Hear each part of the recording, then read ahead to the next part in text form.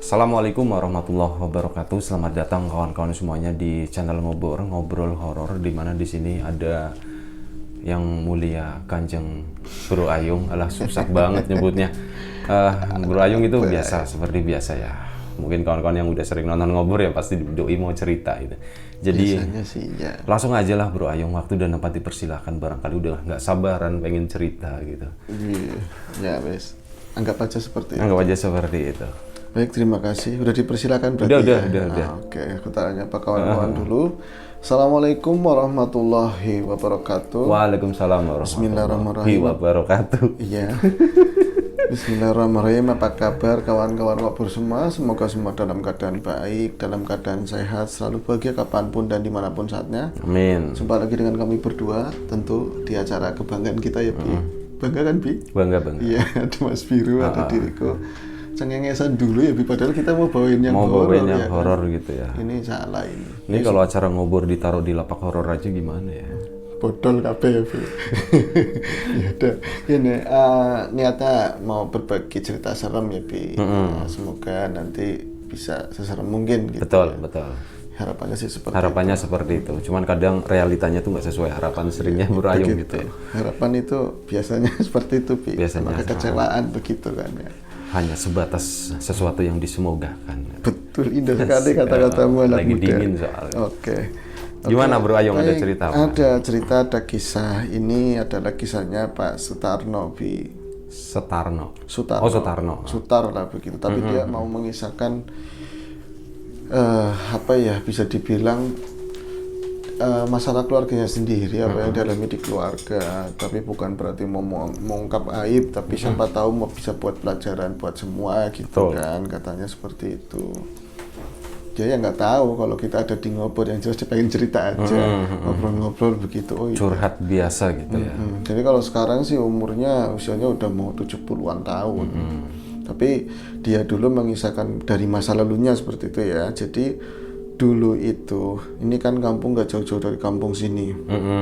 Dimana waktu itu becak merupakan salah satu alat transportasi yang cukup ini ya. Cukup diminati dan cukup banyak waktu itu. Banyak waktu itu. Bahkan kadang se-RT aja bisa ada tukang becak 2, 3 seperti itu. Nah ini Pak Tarno itu, Mas Tarno dulu, Mas Tarno gitu ya. Mas Tarno itu juga sebagai pengayuh beca.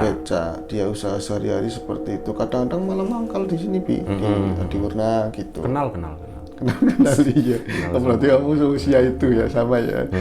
Jadi aku ngelihat itu, Bi, sempat masa kecil ya, seenggak-enggaknya ini sisa-sisa becaknya lah gitu masih ada.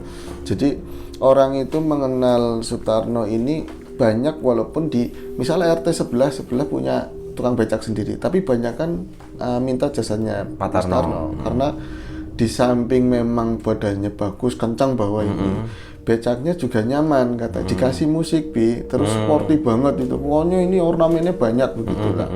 Nah dia juga sosok yang parlente, sampai setua itu cerita aja masih parlente. Tapi dia udah bukan pengayuh sepeda becak lagi, tapi udah kuli macul lah seperti itu, Bi. Jadi dia itu karena tampangnya yang memang kece, orangnya memang ganteng. Setelah itu aja kelihatan mudanya ganteng begitu ya. Dan aku pernah melihat itu di usiaku lagi kecil, memang iya ganteng begitu. Itu sempat apa ya, bikin pemuda-pemuda di lingkungannya dia cemburu. Soalnya apa? Suatu ketika dia bahwa seseorang yang mau dijadikan istri, bahwa tunangannya itu ternyata dapat gadis cantik, Bi. Wis wonge putih, orangnya putih, tinggi, pokoknya cantik gitu. Kalau misalnya, lo kenapa dapat Thanos itu tukang becak begitu, Bi? Ya maaf ini ya, maksudnya itu pantasnya kayak wong gedongan oleh gitu kan. Dapatnya orang gedongan kok kecantol sama Sutarno. Orang-orang pada curiga.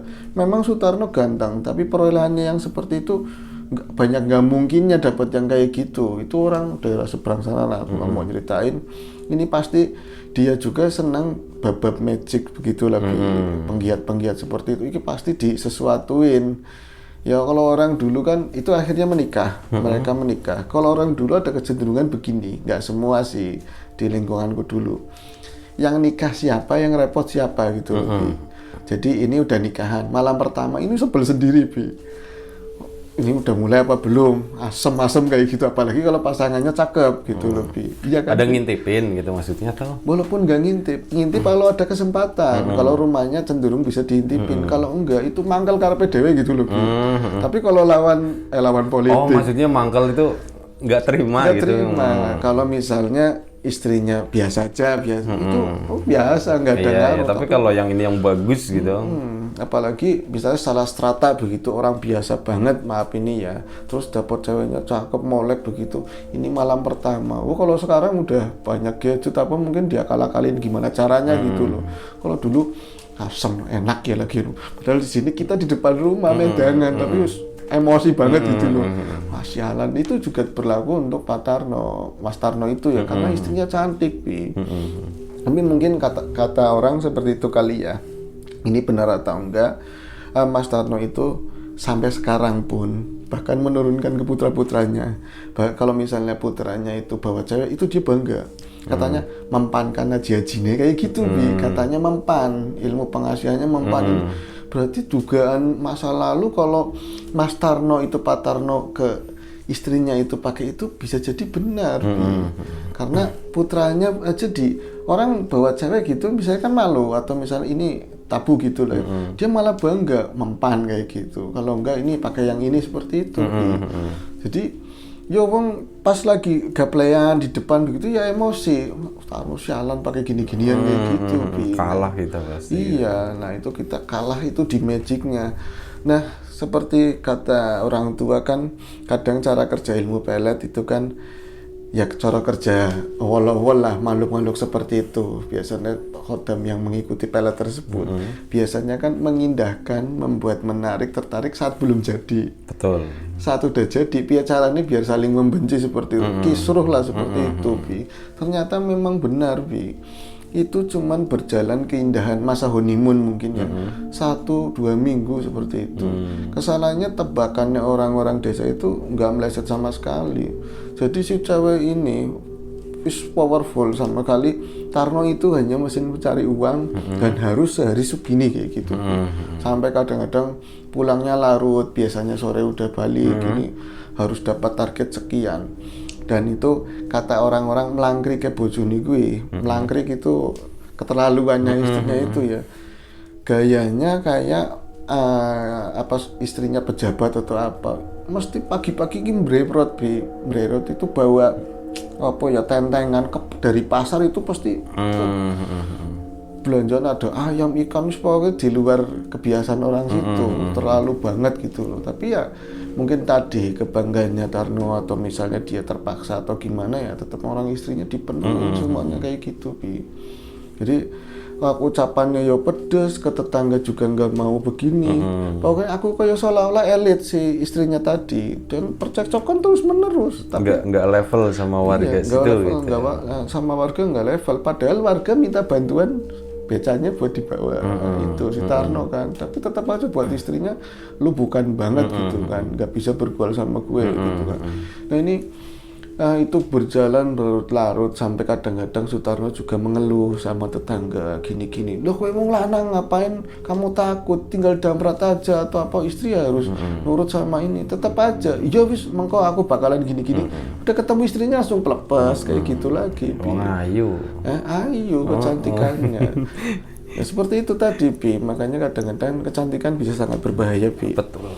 Untuk tertentu begitu ya. Betul. Nah ini kemudian track recordnya istrinya itu, taruhlah namanya siapa ya, Warniti lah seperti itu, Bi. Mbak Warniti tadi istrinya Sutarno nggak sampai situ toh. Jadi dia itu akhirnya kan punya anak, Bi. Punya anak itu nyampe berapa lah, ada 5 putranya, 5 banyakan cowok semua. Itu nggak mau dia itu, ya namanya orang kan umum begini ya, aku taruhlah pendidikannya nggak tinggi, aku pengayuh becak gitu ya, tapi pengennya kan anaknya sekolah biar jadi lebih baik. Buat ini jangan, nggak boleh, pokoknya kamu udah gede SD lulus ikut warteg kayak gitu, supaya kerja gitu loh. Dan kadang yang bikin sebel putra-putranya begini, dia itu kerja tapi nggak dapat duit. Jadi ini diberangkatkan misalnya embarkasi sekian ke sana gitu ya kan untuk jadi asisten warden. Ini baru seminggu, jatah yang sebulan udah diambil sama ibunya. sama ibunya. Ya itu buat tambahan apa aja belanja, pesannya dia seperti itu. Itu sebenarnya warga pun muak banget, jelek banget gitu loh. Itu terus seperti itu berlangsung terus menerus sampai pada akhirnya berapa puluh tahun gitu dia menjalani rumah tangga yang seperti itu, dan tetangga semakin muak, tapi mau gimana lagi, orang itu bagian dari lingkungan situ. Sutarno aja kayaknya biasa-biasa aja gitu kan, mau gimana lagi. Dia jatuh sakit, Pi. Siapanya? Nah, si tadi Warniti itu jatuh sakit dan sakitnya cukup lama, akhirnya meninggal. Meninggalkan berapa putra Dan meninggalkan kecantikannya. Sempat kurus kering seperti itu. Meninggalnya pun katanya susah seperti itu. Aku kan nggak langsung. Nah, ini ada kejadian yang sangat miris. Ketika meninggal itu mungkin ya orang sih nggak ada yang mengamini orang meninggal begitu, tapi karena juwet gitu, sewot dengan sosoknya dia yang terlalu banget. Warga pun kalau orang meninggal kan dirawatin jenazahnya terus dimandiin. Kebetulan di desa tersebut waktu itu gitu nggak ada disediain dari pihak musola atau masjid itu buat mandiin itu loh. Ember-ember, paso-paso buat nampung air. Itu biasanya itu dari warga, Bi. Kalau sekarang kan banyak kan dari musola tinggal ngambil gitu kan. Kalau di sini enggak, punya sendiri. Punya sendiri. Punya sendiri-sendiri. Sendiri-sendiri gitu ya, udah ada persiapan gitu ya. Karena di sini orang banyak ember. Oh iya, di sini kan? masih Kan? ember, ya benar. Sih. Nah gitu, kalau dulu di sana, kalau sekarang kan banyak di musola disediain ini buat tampungan airnya, buat apanya. Kalau dulu enggak, jadi dari warga. Gotong royong. Nih ada yang ember saya, ember yang penting dipulangin bersih. Dikasih nama enggak embernya? Soalnya kan biasanya ada yang sama gitu kan. Itu dikasih nama itu? Biasanya dikasih nama, tapi ini apa yang sangat miris, warga satu pun nggak ada yang minjamin ember. Ember-ember yang buat nyuci kayak aku itu nggak ada yang mau. Jadi alasannya tanggung tadi udah buat ngerendam pakaian, mau naruh di mana lagi? Ya wis Wak, itu putranya ngomong mau pinjem kayak gitu, nggak boleh, nggak ada katanya. Ada yang ada tapi pecah suwe gelem gitu, katanya pecah mau kayak gitu. Jadi semua menolak, nyampe seperti itu loh, Bi. Apa yang dia lakukan dari hidupnya nyampe pada saat kematiannya aja mau dipinjemin itu aja, itu pada orang nggak ada yang mau. Nah ini yang menceritakan ini ya kan, itu masih saudara sama Tarno tadi, tapi aku tolong jangan disebut namanya ya. Itu akhirnya kedengeran, itu orang dari berapa desa dari situ loh, itu bawa ember dari berapa desa ke situ, Bi. Bawa ember-ember paso-paso gede buat tadi acara pemandian jenazah. Warga nggak ada yang mau. Warga dekatnya gitu nggak ada yang mau, malah dari ini luar desa ya, luar. Malah pas yang miris kan kata itu namanya Doni begitu ya. Itu gini Mas, cerita ke aku kan gini Mas, aku di sana iyalah taruhlah itu nggak usah minjemin ini ya, taruhlah artinya udah ketutup, nggak mau nulungin saudara saya, tapi ya udah jangan diomongin terus di situ aja, masih ngomongin kejelekannya terus. Bonggan temen katanya, orang dulunya begitu jahat terus sama tetangga sama lingkungannya, mau mandi aja susah, mandi terakhir seperti itu, Bi. Parahnya lagi ketika mau dimandiin ya kan udah pakai genset kan, listrik mati pula, Bi. Jadi listrik pun seolah-olah moh gitu loh. Ya orang tambah rame, tambah kisruh. Akhirnya si Doni tadi walaupun bukan orang situ gitu ya, dan orang-orang cuek, bahkan ya semuanya dia nggak mau ngomongin aparat desa atau apa, kayaknya cuek semua gitu loh. Lagi pula si Tarno tadi kemariannya bukan sosok yang humble yang sering gabung sama lingkungan, tapi bergelutur sama misik, nomor kayak gitu loh, yang nggak disenengin warga lah seperti itu. Akhirnya orang-orang desa kayak acuh gitu loh, Bi. Itu yang ngusulin Doni akhirnya. Gini aja wis Wak, manggilnya Wak. Jenengan punya sumur nggak di belakang? Ya ada sumur. Wis pakai sumur. Jadi dikumpulin putra-putranya itu estafet. Jadi ngerek pakai katrol, dipasang lagi yang udah nggak dipakai gitu, dipasang lagi. Jadi ember itu dibawa ke depan, dituang-tuangin gitu, Bi. Ini ya melas banget gitu loh, sampai ke bawah sampai ninggal aja begitu. Tapi beruntung pada saat prosesinya sih nggak ada sesuatu yang janggal begitu ya. Paling ada kuburan ambles seperti itu kan wajar. Semua kuburan pasti ambles. Nah ini cuman ada kisah horornya begini Mas. Jadi warga itu karena terbiasa, kadang-kadang orang begini, dia itu senangnya yang begini begitu, kayak orang wah nggak mau nyampur sama lingkungan. Kalau dia enggak, jadi selalu pengen menunjukkan bahwa saya keren gitu loh Bi. Saya habis belanja ini, terus ngeledek begitu loh sama warga. Padahal statusnya iya pamer. Jadi dia meninggal seolah-olah belum meninggal, rasanya seperti itu Bi. Jadi ada kecenderungan mau lewat ke rumahnya aja, malas ada warniti kayak gitu Bi. Keinget ini kebiasaan buruknya gitu. Iya, jadi malas ada warniti. Terus misalnya di luar, anak-anak juga ngomong gini, jangan makan di luar, nanti ada itu, nanti ngeledekin gitu, bajunya jelek, rapi kayak gitu, nggak kayak anak saya seperti itu. Iya. Jadi ini hari pertama meninggal, kedua, ketiga, mereka masih merasakan kewarnitian, situasinya itu masih sama gitu. Kewarnitian. Iya, masih seperti itu. Akhirnya pas hari ketiga itu ada warga mulai ini yang masuk ke mistiknya gitu. Aku indi cerita mistik kayak gitu kan. Ini pas hari ketiga Mas, ini tolong nama saya jangan iya wis aman aku bilang kayak gitu. Jadi ada warga karena merasa tadi mungkin si saudara saya belum meninggal begitu, ingetnya gitu karena membekas banget. Mereka kan butuh namanya orang di kampung yang masih banyak kebun, warung jauh begitu ya. Kalau mau belanja obat nyamuk, tuh mau beli obat nyamuk 2 orang, ini harus ngelewatin rumahnya tadi Sutarno. Itu kan kalau misalnya mandiin mayat biasanya kalau nggak di depan ya di samping, samping rumah. Itu lewat samping rumahnya Sutarno kayak belum nggak ada orang meninggal. Jadi dia si itu taruhlah namanya Wati sama Yuni gitu ya. Tapi orang udah berumur, perempuan semua, udah satunya belum menikah, satunya Yayunya udah menikah. Ini jalan ya biasa, nggak ada rasa takut, nggak ada apa Bi. Pas udah deket rumahnya Pak Tarno, dari kejauhan yuk males banget yuk, ada waniti katanya begitu, ada warniti, ada Unity itu. Iya ya lagi ngapain malam-malam, ngapain di situ? Itu ada aja orang itu mau bikin masalah apa merencanakan sesuatu. Soalnya malam-malam itu jam 8 Bi. Jam 8 kampung udah sepi. Iya udah sepi. Kok ini ya ngapain berarti dia itu mereka jalan makin dekat kan kayak ada gang kecil begitu setapak ya, kembang-kembang begitulah ya, kayu hidup buat pagar begini ya. Pas udah dekat ke dekatnya tadi kumbahan mayat itu dia nggak kalau itu udah meninggal. Jadi adanya Unity lagi ngapain sih? Itu engeh-engehnya. Jadi dia keadaannya apa Bi? Kayak menggigil begini Bi di situ, pas di cucian mayatnya gitu ya, pas dia dimandiin itu dia itu kayak nangis. Unity kayaknya nangis. Jongkok posisinya jongkok, jadi kayak gini menggigil begitu. Kayak gitu, tapi nggak ngomong atis, nggak ngomong dingin, tapi keadaannya kayak menggigil kedinginan. Merintih gitu ya. Merintih kayak gitu.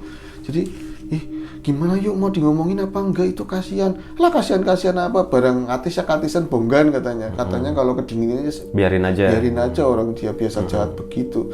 Ini jalan aja mereka berdua Bi, terus lewatin warniti. Mereka jalan aja nyampe ke dekat warung pertigaan, mau masuk ke kelokan.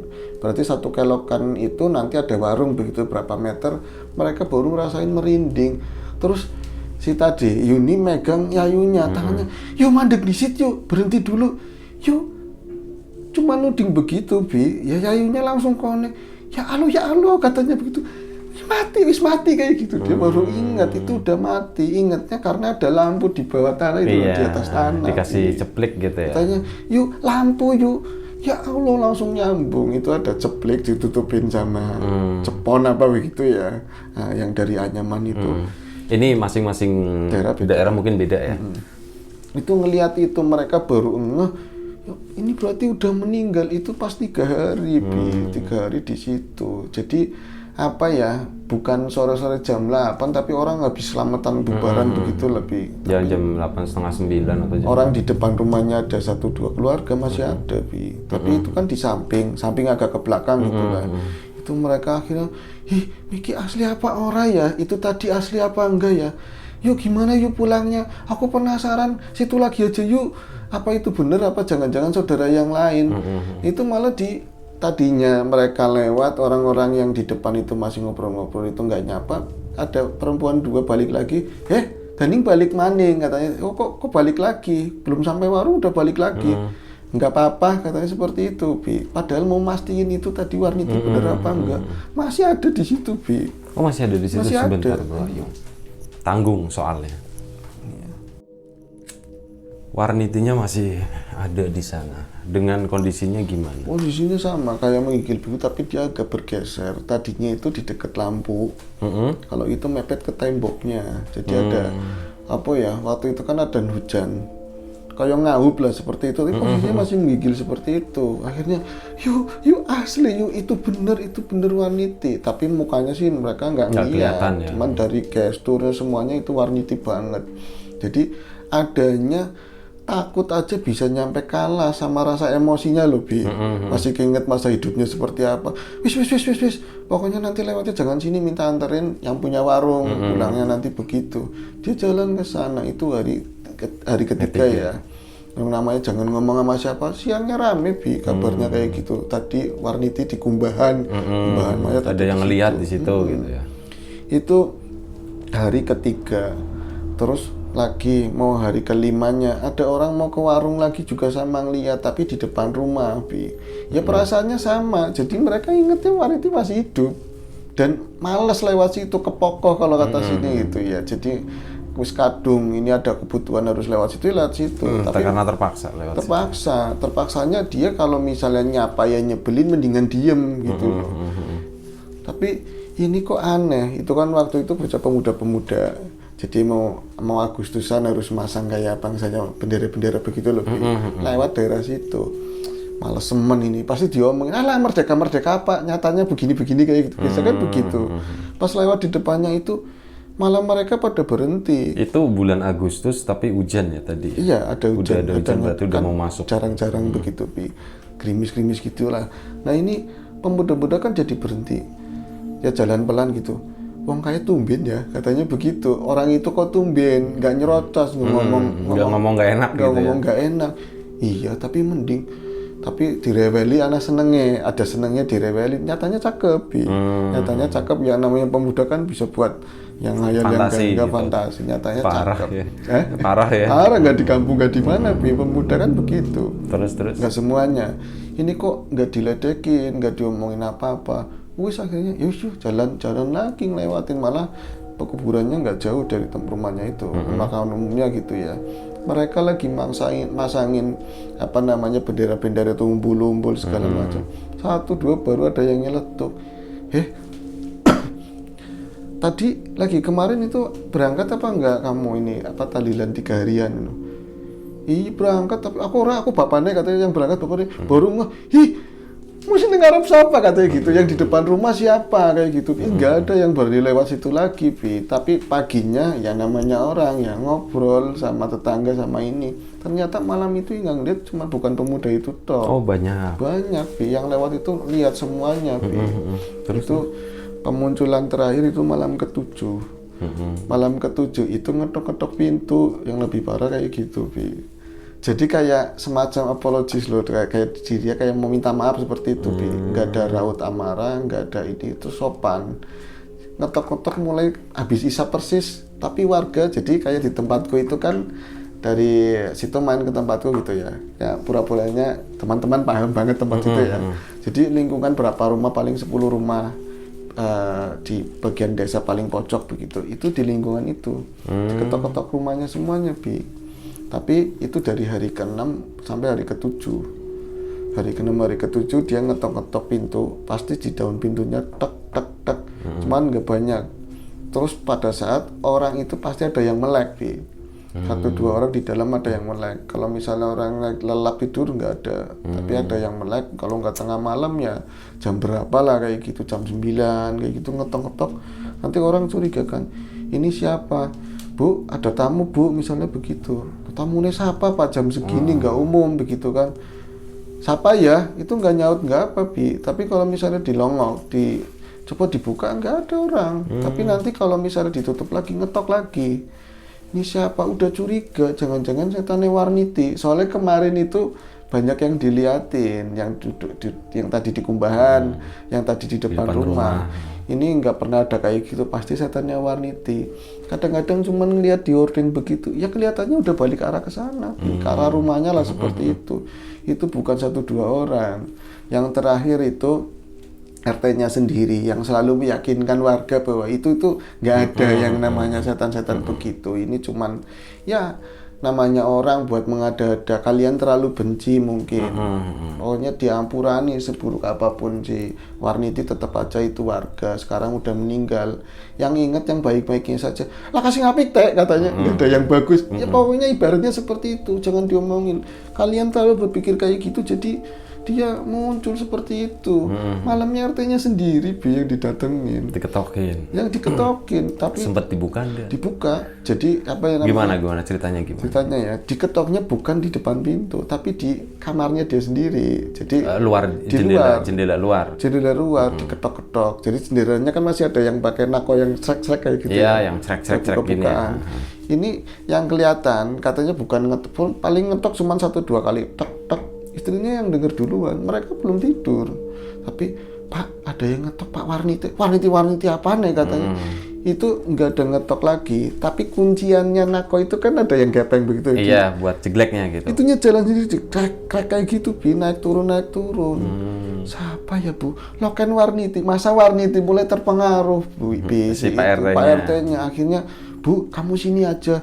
Jadi Pak RT-nya yang muter lewat depan, mastiin yang mainin di luar itu siapa.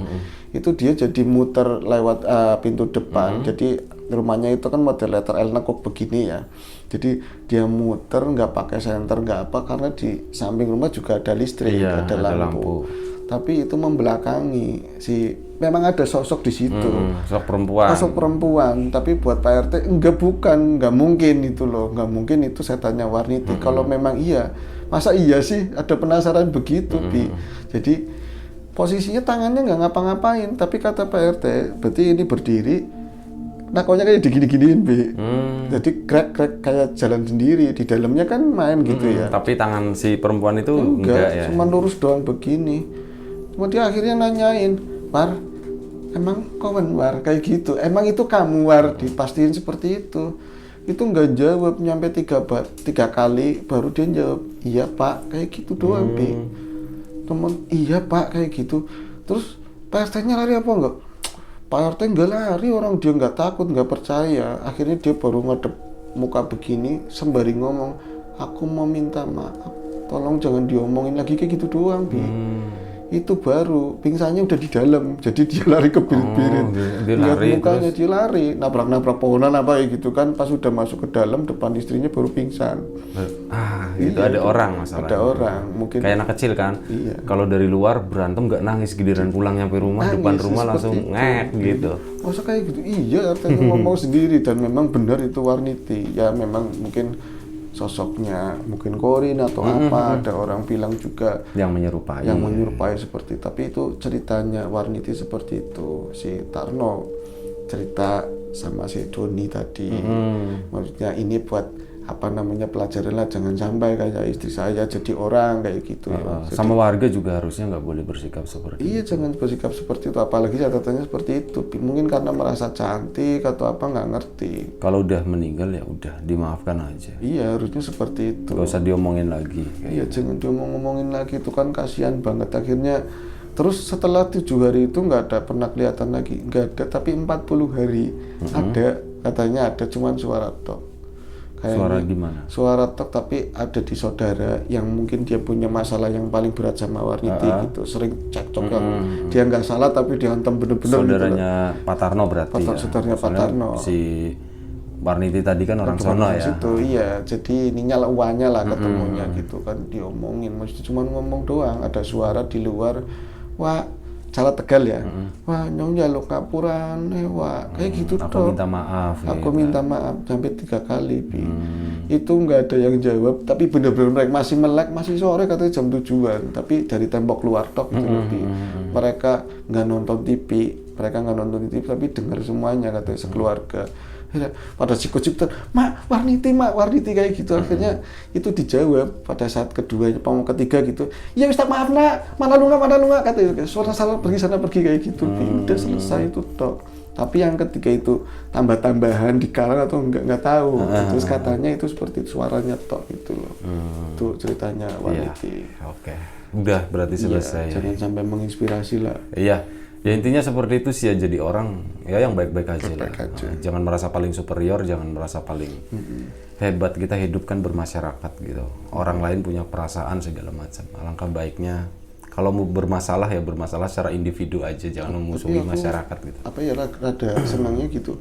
Memang siapa yang nggak sedih kehilangan seorang ibu, tapi anaknya jadi terbebas, jadi dia punya mandiri gitu, akhirnya bisa ngumpulin duit, bisa apa gitu, ada yang udah menikah, akhirnya seperti itu. Kekangnya udah lepas ya gitu ya. Betul. Ya sama ya warga sendiri juga harusnya memaafkan gitulah, ini terakhir ya udah, nggak usah diomongin lagi terus. Apalagi meninggal itu ya justru warga itu harus saling bantu gitu kan. Nah iya, apapun memberi beliau pemakaman ya, memberi apalagi pemakaman masalah ember, apa sih ember kayak gitu. Ya kurang lebih seperti itulah. Semoga di sini kita nggak mau mengajari siapa-siapa ya Bro Ayung ya, tapi setidaknya semoga ada sesuatu yang bisa kita ambil hikmahnya, bisa kita petik manfaatnya dari cerita yang barusan Bro Ayung sampaikan. Dan kita mohon maaf kalau misalnya ada sesuatu yang nggak berkenan di mata, di hati, di telinga kawan-kawan semuanya, mohon dimaafkan. Ya siapapun itu semoga kita tetap diberi kemudahan dalam hal apapun, termasuk kemudahan dalam hal rezeki. Siapapun sekarang yang lagi sakit semoga segera diberi kesembuhan, siapapun sekarang yang masih sehat semoga tetap dijaga kesehatannya. Sekali lagi kami minta maaf, sekali lagi kami berterima kasih sebesar-besarnya. Sampai jumpa di episode ngobrol selanjutnya. Jaga kesehatan kawan-kawan semuanya. Assalamualaikum warahmatullahi wabarakatuh.